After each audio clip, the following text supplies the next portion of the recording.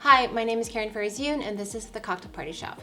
So the next two episodes I am going to be focusing on holiday parties, and I love doing holiday parties. I've been doing them for almost 7 years, and where do I get all my greenery? People always ask. I go to places like Home Depot. I found these little trees at Home Depot. This is another one here. Same with the mini red poinsettias, which are really, really cute, and I just wrapped that up in burlap. Pine cones are obviously very, very festive and very convey holiday spirit. So these, Sophie and I found them just around her school. You can collect pine cones. Some you can even get, of course you can get them online or at a florist. You know, cookie cutters in the shape of a gingerbread woman are really pretty. Of course, all the greenery, there's so much available. I got everything at Terrain Gardens in Devon, which is a great source. I got 4 different varieties. And this is also something really cool. This is actually fake, because when I've gotten the real branch, the pine cones, it's so great because you can see the pine cones are attached. If you're traveling and transporting stuff, they always fall off. So it's great that I got this fake variety with them already attached. So for holiday food, what do people like? They like the classics. You know, chicken, shrimp, beef, nothing too weird, of course. You know, I've had like barbecued eel and marinated herrings, and no one ever orders them. One of the things that I can guarantee that people will love are Asian pork dumplings. It's got everything you need. It's got the protein, carbs, and vegetables all in one bite. And it's a crispy bottom with a soy ginger tangy sauce. It's a winner. So I'm going to show you how to do that today. But instead of pork, I'm just going to use turkey, actually. So I've got some turkey here. So ground turkey, and this is the secret ingredient. It's red pepper paste. It's a Korean red pepper paste that's like the base of many sauces. And this I found at H Mart, which is a Korean grocery store. So I'm going to be generous with this and do this amount right in here. So again, that's called gochujang. That's its name, gochujang, and it's red pepper paste. I'm gonna add a little bit of, I like to use tamari, which is a gluten-free soy sauce. A lot of people are gluten-free these days. So and I like the taste better than regular soy sauce. This is toasted sesame oil. That goes in. Also, it's nice to put a little bit of honey. So kind of a sweetness counterbalances the spiciness of the red pepper paste. And sometimes I add cabbage leaves, Napa cabbage. These are Brussels sprouts, and it's still part of like the brassica family, so it's good to use, and it's colorful. So the way to do that, take off the bottom, and then I'm gonna finally cut them in half, split them in half, so you have a flat surface. Just going to finally chop them, and you can chop one whole one at the same time. Yes. So finally chop them. And then go over it like once. Okay, so that's probably all we need, just one for the small amount. And then of course garlic, there's lots of garlic in dumplings. So peel it.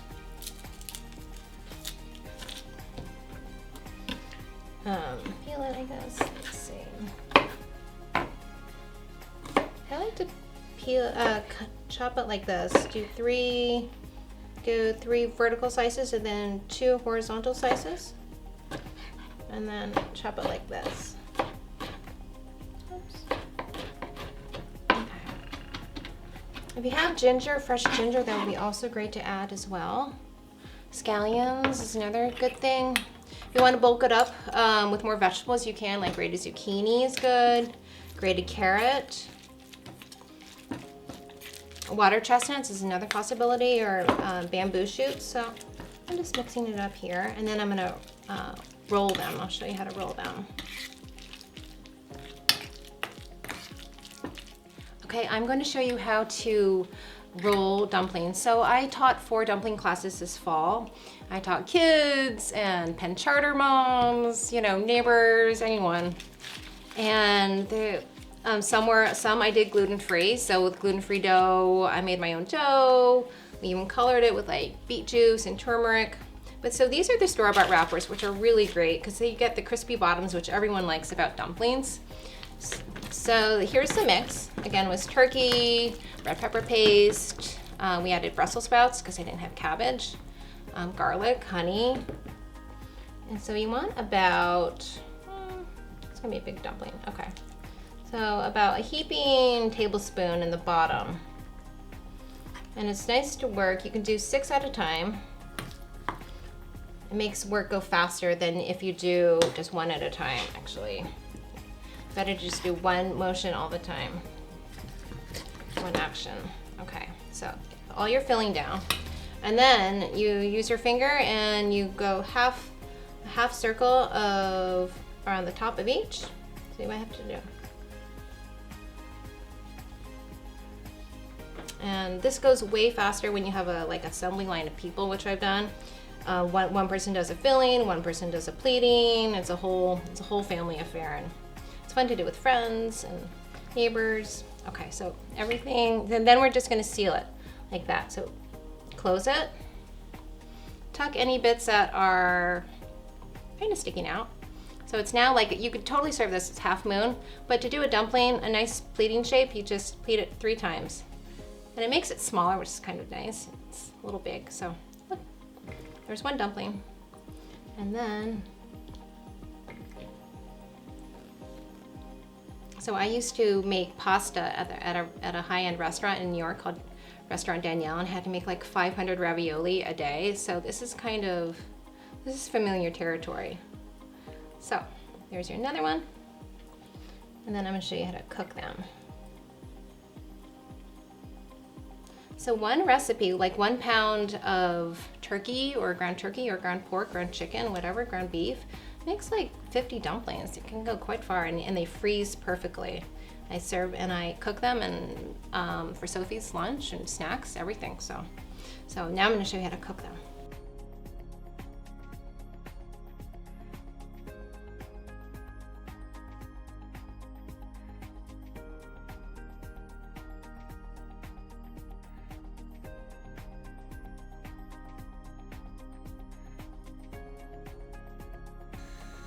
Okay, so here are the finished dumplings, and my dipping sauce is a tangy soy dipping sauce, ginger, garlic.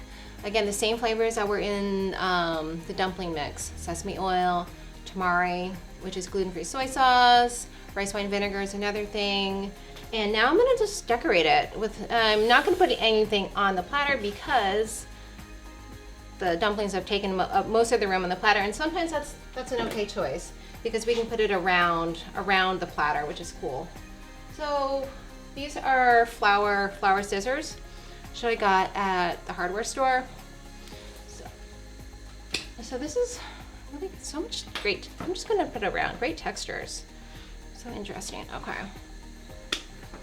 And greenery, if you get it lasts up to like 2 or 3 weeks and doesn't dry out, which I really like.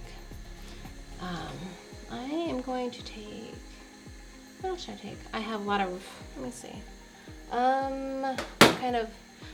Sophie and I made gingerbread cookies. So that's a holiday thing. And maybe, what else does it need?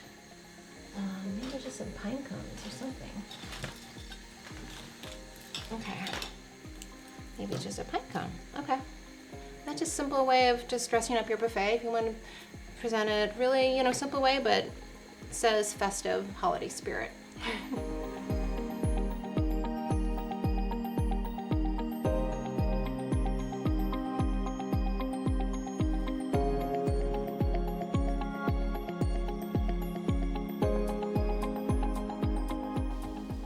So I just did a simple classic poached shrimp, and so my trick, it's not really a trick, maybe it's been around forever, but I bring a bunch of water to boil and I add a squeeze of lemon, and I keep the lemon in the water to flavor the shrimp, and then I don't boil the shrimp, I turn off the heat.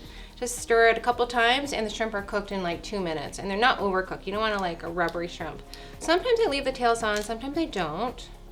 Kind of up to you. I don't know. So I'm gonna do a fancy presentation of how I would do shrimp. So I like to use a lot of different materials. And it doesn't, I mean, kind of present it like this almost. Kind of like the, on the bias. So put shrimp in the bowl. And then we can have shrimp spilling off the side of the cutting board. And let's see. So this is something that you could make in advance. Keep the shrimp chilled. You can already plate it up and put it in your refrigerator. What I'm serving on the side is the herb mayo. It's also called green goddess, but some people don't know what it is. So I just call it herb mayo, and it's a mix of mayonnaise. I like to use chives, dill and parsley. So I'm gonna do a little bit of chives on top because it's already inside, but you could also, when tarragon's good, I also use tarragon.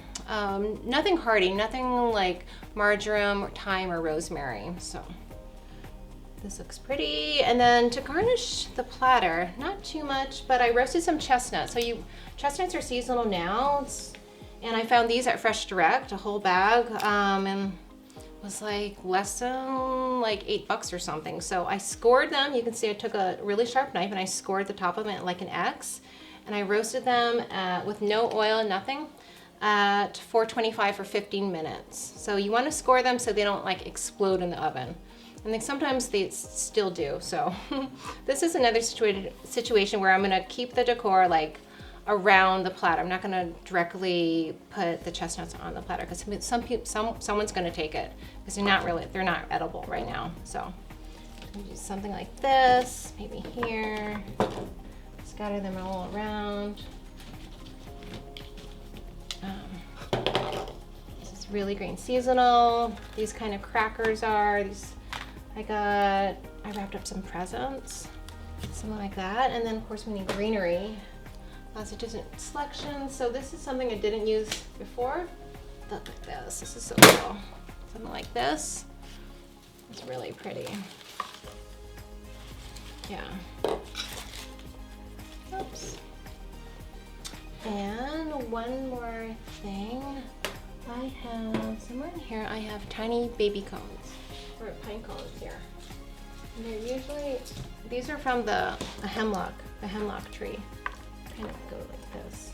So, something like that would be like a nice fancy way of presenting poached shrimp. Looks elegant, simple, and festive most of all. So I made vanilla bean cheesecakes, and again, as I've been talking about, a lot of people are gluten-free, so I made these with oat grams that I found on Amazon, and they work perfectly. And I'm going to put them here for an artistic presentation. So it's nice to take the wrapper off for guests so they don't have to do it, and plus you see the contrast. More importantly, it looks more appetizing when you can see the contrast of the crust and the filling. And I'm going to top it with a pear cranberry relish. So one thing you want to keep, color is so important, but it's especially important around the holidays. So anything you can do that is vibrant and green or red is great. So these can actually be fully assembled. You can freeze the cheesecakes up to 2 weeks in advance or longer.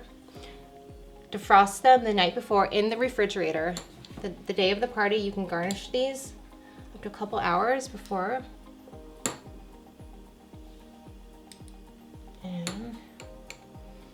And keep them in the refrigerator so they stay chilled. Okay. Now I'm going to show you how I would present it. So these little wipes, these are baby wipes, unscented baby wipes, and they work great for like cleaning up little spills. Also for cleaning up your platter as well. It's like my secret, my mom's secret. Just really easy. Okay. So in terms of decor, since cranberries are like one of the ingredients, and they're red and they're seasonal and they scream festive, I'm going to do some cranberry decor. And I've never done this, but I'm going to smash some cranberries, but I'm also going to keep them whole. So the whole ones, let's scatter here. Whoops. Okay, the other ones I'm going to smash like this. Okay. Okay. Never done that before. So smashed cranberry decor. And I'm gonna put some here, and also put some here. So you can also do put these in the food processor, but they get really, they turn to almost, they get just rough chopped too quick, and it's more fun doing it with a meat mallet actually. So in terms of decor, lots of things you could do. So there's no reason why you couldn't, let me see what we haven't done before. So these make great clippings, these little trees. You don't always have, you can put the whole tree on, but sometimes it's fun to get clippings. To put some clippings in here from that one. That looks cool. Okay. Also clippings from this one. Like that. I feel like we need a big sweeping element. So I have this already that I did before. So something like this, you can tie with a ribbon, and that can go like that. To the front, I need something else. Pine cones are cool. Different kinds of pine cones. And also here, I'm gonna show you something. You can make fake snow. And this is something I just bought on Amazon. So it is called Instant Snow, just add water. It literally is just add water. So add this. Okay. And 1 scoop of this.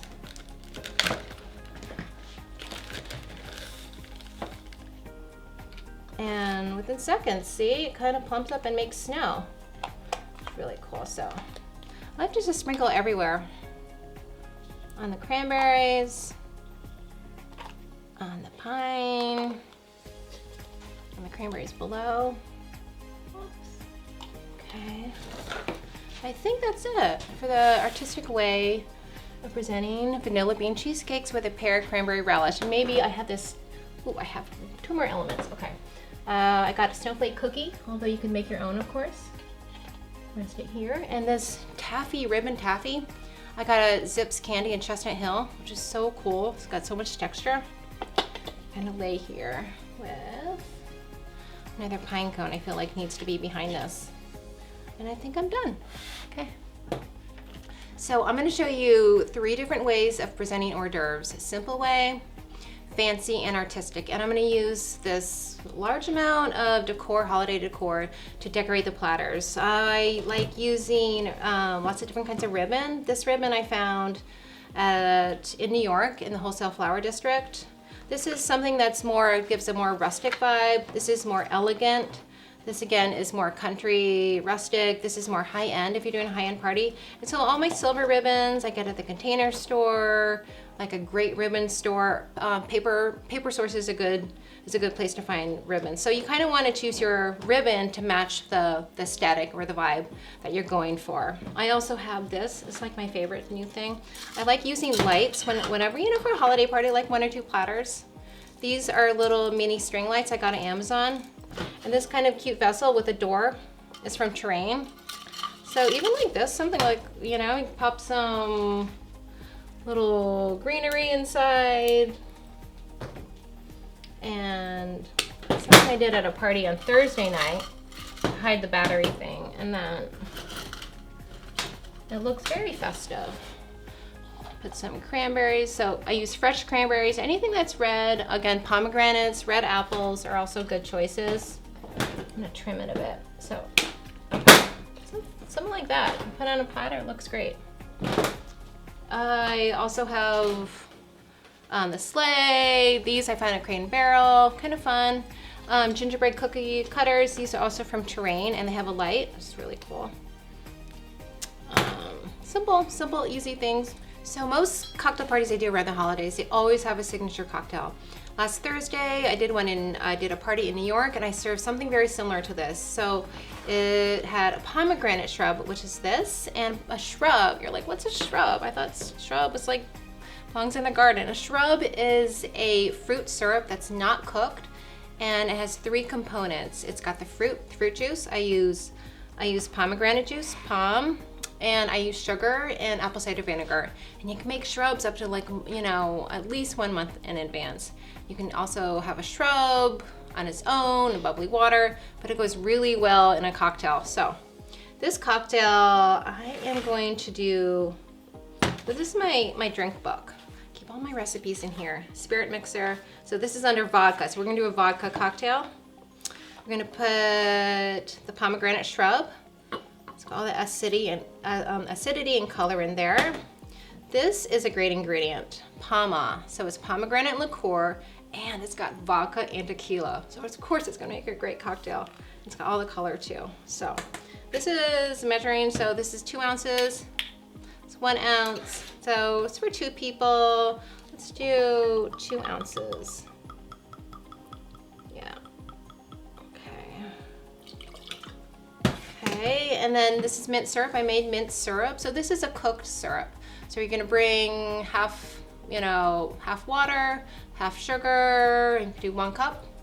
1 cup sugar, 1 cup water, bring it to a boil, and then add in your mint leaves. And I left the mint leaves in so it gives it deep color. That's good to also infuse it longer. So probably don't need as much, so I'm just gonna do 1 ounce for 2, a little less than 1 ounce. Okay, so mint syrup. So pomegranates and mint already go well together. So this is vodka. People love vodka. Vodka, gin, and tequila are the main alcohols that people like to use for cocktails at cocktail parties. So let's go for about 2 ounces. So in a cocktail, I generally do about 2 ounces of alcohol in a cocktail. That's pretty much standard. And ice cubes, and I got this silicone ice cube maker from Amazon, and it's nice and square, and I just pop them out. Really easy. This mason jar. And shake it. Okay.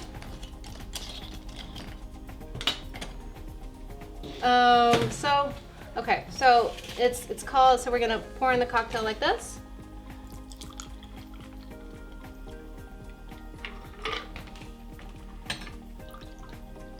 And I'm calling it a pomegranate fizz cocktail.